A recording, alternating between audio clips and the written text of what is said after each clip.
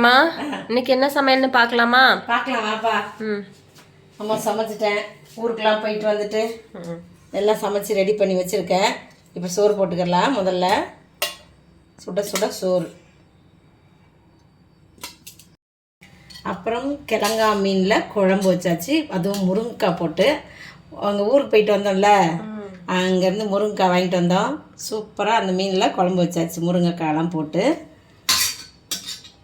குண்டு குண்டாக முருங்கைக்காய். நான் முருங்கைக்காய் காட்டுறேன். இல்லை வறுவலும் பண்ணியாச்சு, அதுவும் வச்சுக்கலாம். அப்புறம் முருங்கைக்காய், கத்திரிக்காய் இருந்த காயெல்லாம் வேஸ்ட் பண்ணக்கூடாதுன்ட்டு வேக வேகமாக நூக்கல் இது எல்லாத்தையும் போட்டு பொரியல் மாதிரி பண்ணிட்டேன். சூப்பர். குழம்புல போட்டோம்னா சாப்பிட முடியாது. கார குழம்புலாம் வச்சா கண்டிப்பாக உங்களுக்குலாம் இறங்காது. இப்படி வச்சு சாப்பிட்டா எப்படின்னா சாப்பிட்றலாம். வெறும் காய் தானே இது. அதனால் சரி, காய் சாப்பிட்றது ரொம்ப ரொம்ப நல்லது.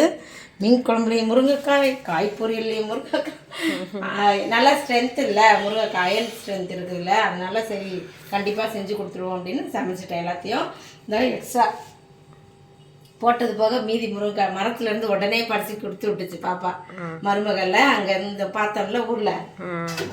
சரி இன்னும் 2-3 நாளைக்கு சேர்த்து செய்யலாம் சமையல். அவ்வளோதான்.